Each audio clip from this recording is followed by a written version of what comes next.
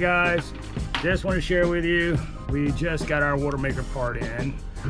Our water maker the water started getting saltier and saltier, and we really wasn't sure why. I had taken it apart and found out we had some O-ring issues with some corrosion and I got with SEAWATER PRO, the business that I bought it from, and found out there's a preservative they put into the membrane, which if left sitting unused can damage it. It's all my fault, but we put the water maker in just to come to the Bahamas, and COVID happened. So we were sitting in the Keys, and I had to hook up. I installed the water maker and never supplied it with water, never ran anything through it. So I thought it'd be okay just sitting there like being on a shelf, but unfortunately that's not true. So after running it for I guess 3 weeks maybe, I ran it for like 3 weeks, and the salt content started getting higher and higher and higher, and eventually got to where we couldn't even drink it. So we got with SEAWATER PRO, sent them some photos, went over the details with them, and they said it was under warranty and they were going to ship us a new part.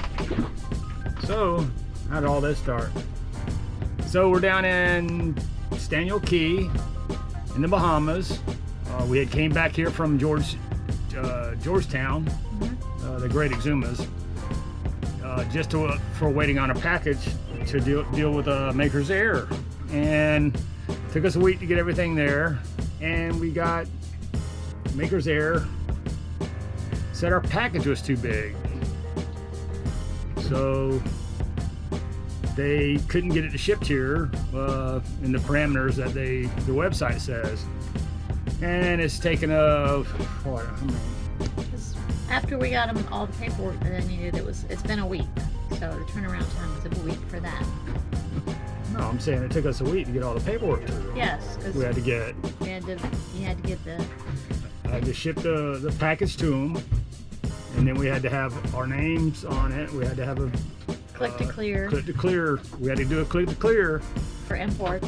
For imports. So we had done click to clear to check into the country through customs, but that wasn't the same as getting cargo shipped in. So we had to redo that, and it took us about a week to get that cleared up, and it's taken a week for them to get it. So the day is here. I'm gonna go get it and check it out. Are you happy? Yes. So I wanted to show you what I had hooked up my water maker. This is our port stern berth, and mounted my high pressure pump with my motor here. It's a 12-volt system, and I did it because my batteries are on the other side of this bulkhead wall here, and I have the shortest battery leads that you can have running into that side. I was able to put my filter, my membrane up here, and my pre-filters on the wall, and we were still able to use all this, even as a berth. We have a guest or something, we can move stuff around. This is just in case I have a water leak. And then I got all my tubings and everything, my through holes, my supply and all that coming in right there. And get up here, and I got my pressure gauge, my pressure switch, my TDS monitor, and I've got 2 valves. And I have 2 valves, one to each starboard and port tank, and I can shut them off and turn them on each way to fill up one tank or the other. So I'm gonna get in here and take this thing apart. Got it out. Good job.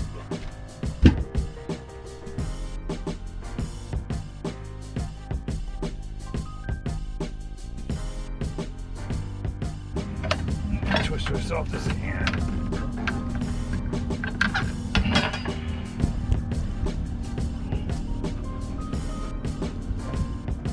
So this at the end is corroded. The O-ring's deviated, but that would only leak outside of it.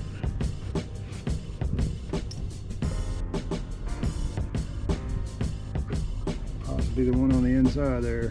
I don't know if you can see it.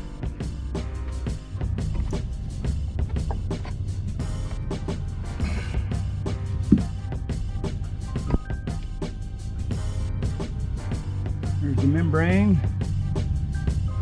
Not sure what I'm supposed to be looking for.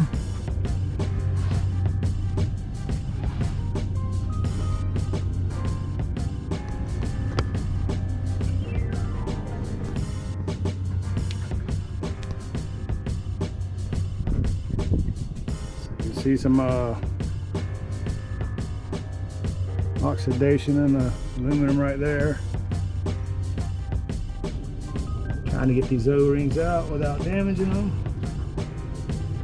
There's one.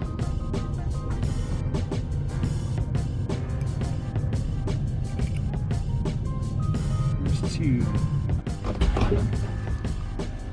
So I found some pitting on one of the end caps right in here,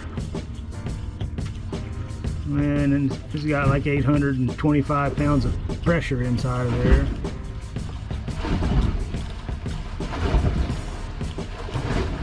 And that's allowing the salt water to bypass it.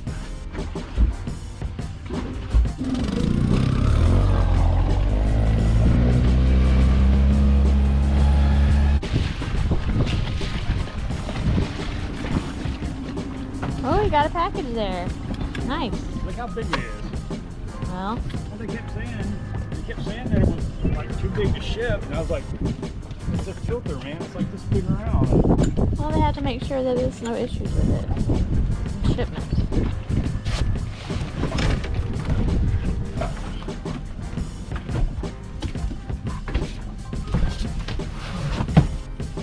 Look how big that is.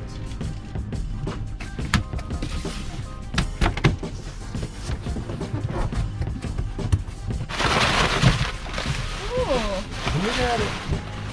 Like Christmas!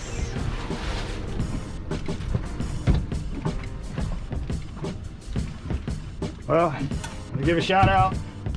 Give a shout out to SEAWATER PRO, man. You guys went way above and beyond. Just way above and beyond. So I guess I'm gonna work on trying to get this installed and start working on taking this water maker out. But here's our problem. Our port stern berth is our storage locker. Oh, we got bikes. My water maker's in here.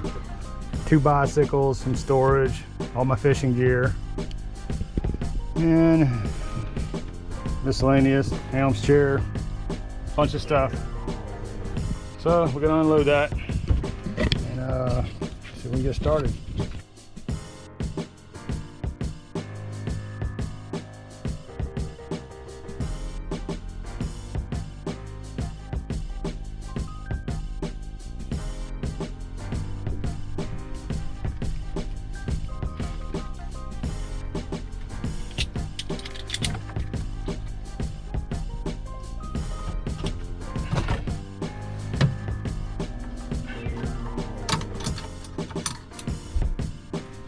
Alright, this is turning into the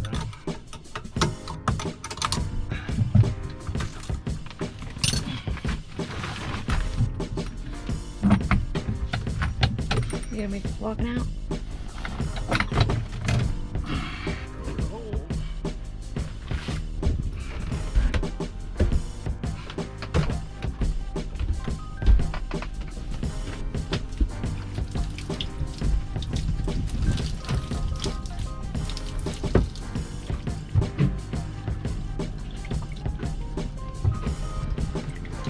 drain the water out of it.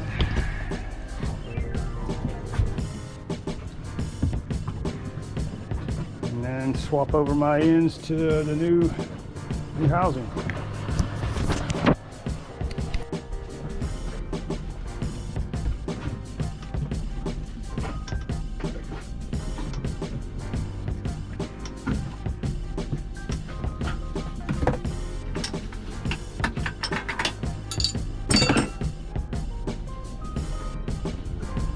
So I got to replace both of my ends. And I'm just taking them off in one solid piece. That way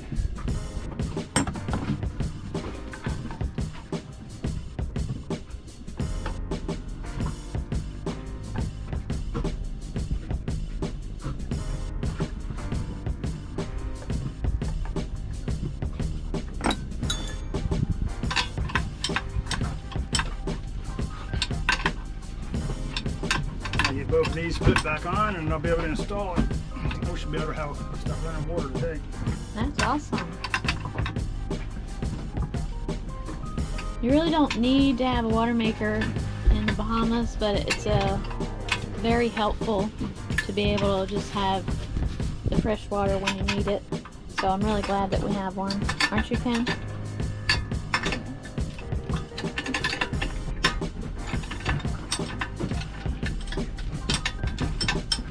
You don't have one, you're tethered to trying to find it. You have to schedule your trip around getting it. Yeah. Or you have to have a lot of storage. We don't. We only got 60-gallon capacity. And we got about 4 6-gallon jugs.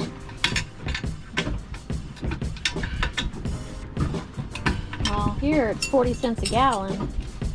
So that starts to add up if you have to keep buying it. And what we had 24 gallons the other day for $10 or something. Yeah.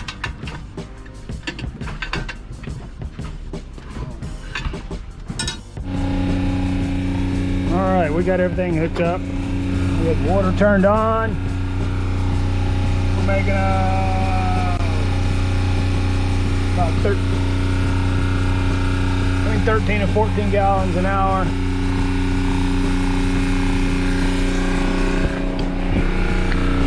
I don't see any leaks.